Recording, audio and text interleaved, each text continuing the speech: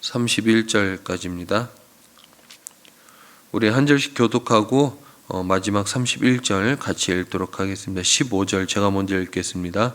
정의를 행하는 것이 의인에게는 즐거움이요 죄인에게는 패망이니라. 연락을 좋아하는 자는 가난하게 되고 술과 기름을 좋아하는 자는 부하게 되지 못하느니라.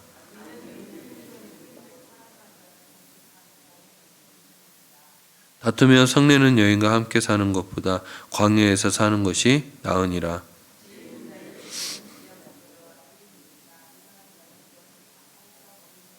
공의와 인자를 따라 구하는 자는 생명과 공의와 영광을 얻느니라.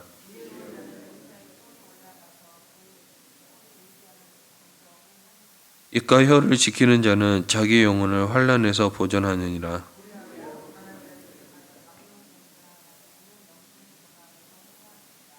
게으른 자의 욕망이 자기를 죽이나니 이는 자기의 손으로 일하기를 싫어함이니라.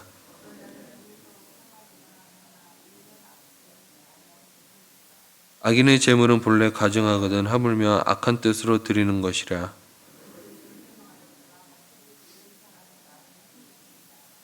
악인은 자기 얼굴을 굳게 하나 정직한 자는 자기 행위를 삼가느니라. 같이 읽겠습니다. 싸울 날을 위하여 마병을 예비하거니와 이김은 여호와께 있느니라. 아멘. 오늘 본문에 보면은 역시 지혜자가 이 세상에서 어떻게 살아가야 되는지에 대해서 얘기하고 있습니다. 그리고 그렇게 살면 하나님이 말씀하시는 대로 살면은 우리가 승리하고 성공할 수 있다라는 것을 오늘 본문에서 이야기하고 있죠. 자, 그렇다면은 오늘 본문을 통해서 하나님 우리에게 주시고자 하는 메시지가 무엇인지 한 가지로 살펴볼까 합니다.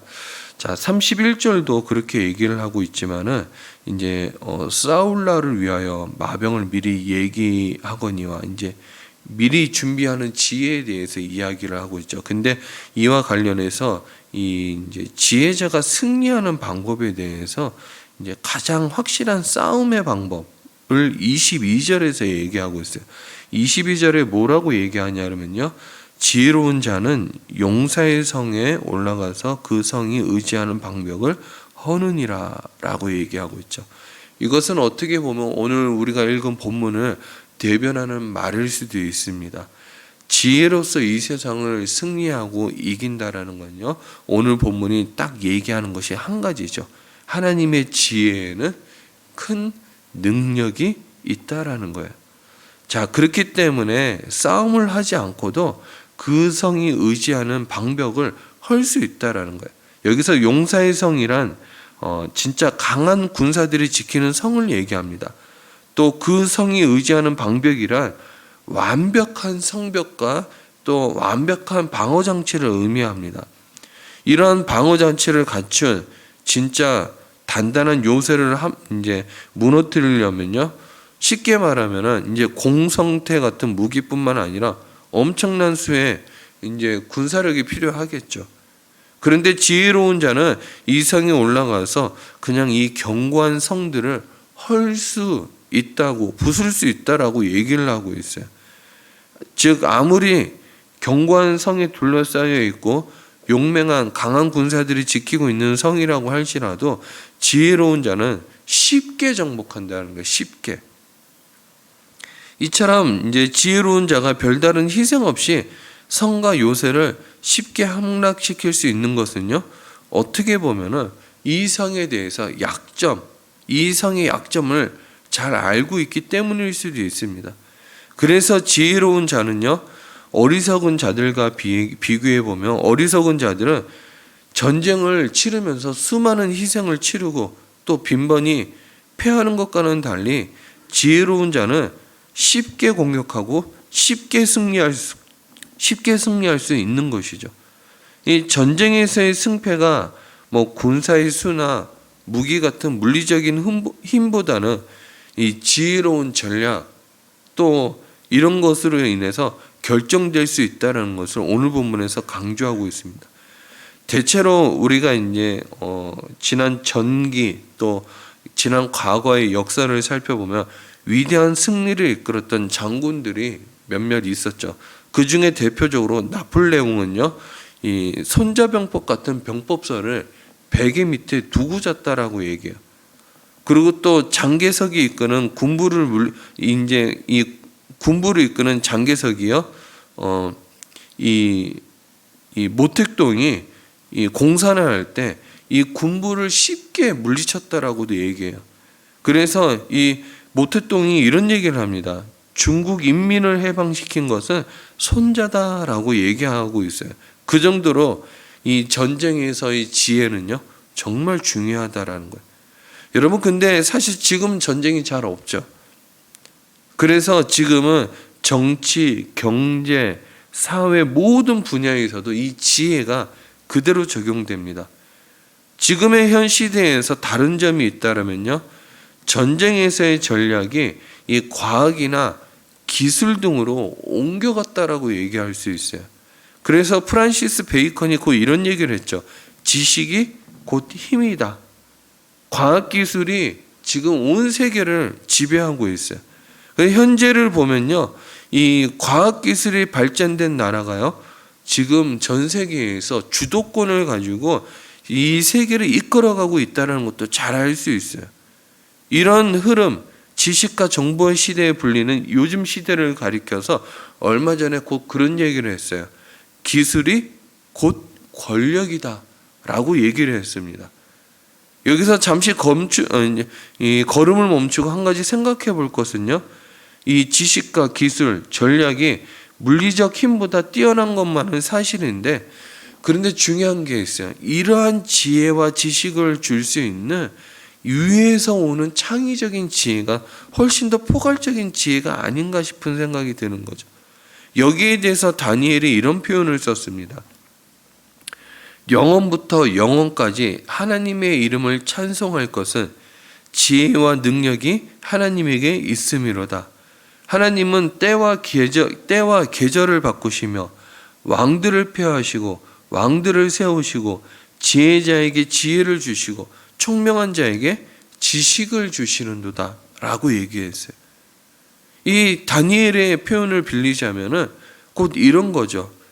하나님으로부터 오는 지혜가, 지식이 이 세상에서 말할 수 있는 최고의 지식이고 최고의 지혜라는 거예요. 그래서 고린도전서에 이런 표현이 있어요. 인간의 가장 지혜 있다 하는 것이 하나님의 미련함보다 못하다라는 거예요. 여러분, 사람의 지혜는요, 자연과 인간에 대해서만 능력을 발휘하지만 하나님의 지혜는요, 영적인 능력까지 있습니다. 저는 우리가 기도할 때 꼭 승리하기를 원하고 성공하기를 원한다면 우리는 이렇게 기도를 해야 됩니다. 하나님, 하나님의 지혜를 주시고 하나님의 총명과 지식을 주시옵소서라고 기도해야 돼요.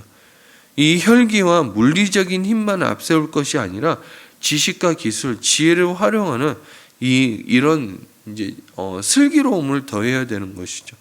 그래서 잠언 시작할 때 이렇게 얘기했죠. 하나님을 경외하는 것이 지혜와 지식의 근본이라고 얘기했습니다. 여러분, 우리 자녀들이 또 우리 손주들이 이 세상을 살아갈 때 여러분들이 대신 기도해 줘야 될 것이 무엇이라고 생각하십니까? 하나님, 세상을 리더할 수 있는 지혜로운 리더, 또 지식 있는 리더가 되게 해달라고 여러분 자녀들과 손주들을 위해서 기도해야 될 것입니다. 그리고 또 우리 가정에 하나님의 지혜가 있고 지식이 있게 해달라고 기도해야 될 거예요.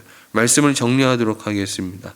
하나님의 지혜에는 큰 능력이 있어요. 그래서 우리가 기도할 때 이런 기도를 여러분 다 하시는 줄 알고 있어요. 하지만 더 중요한 것은 우리가 기도할 때 하나님의 지혜의 능력이 있음을 믿습니다. 하나님, 저에게 하나님의 지혜를 주시고 하나님의 지식을 주시고 저뿐만 아니라 우리 가족들에게, 우리 자식들에게, 손주들에게 그런 지혜와 지식이 있게 해달라고 기도하시길 바라요.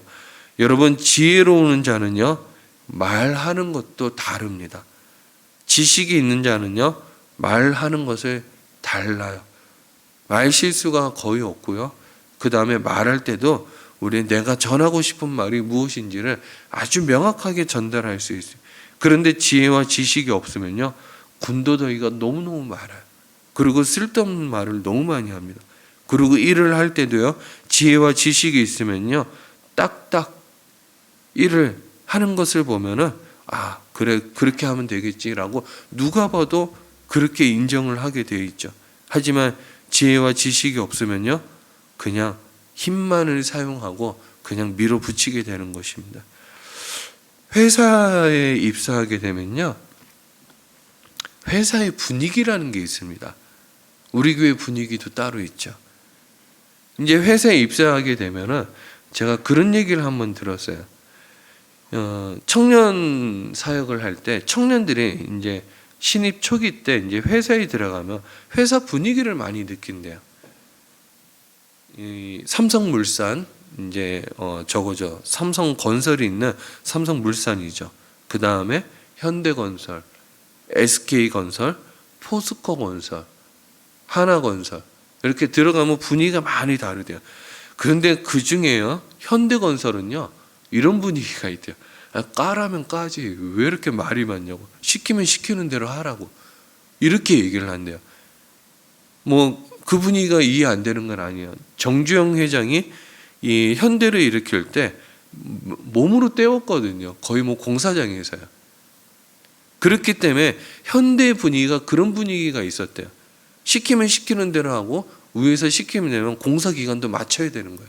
어쩌면 광주인가 전주에 이제 아파트가 무너져가지고 사람이 죽었잖아요. 그건 아마 예견된 사고일 수도 있었어요. 회사 분위기가 그런 분위기라는 거예요.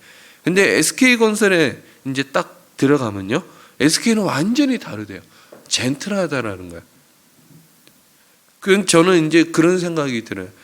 회사 분위기가 이 사원들의 이 스피릿도, 정신력도 좌우한다라는 생각이 드는 거예요. 여러분, 교회는요, 영적인 교회입니다.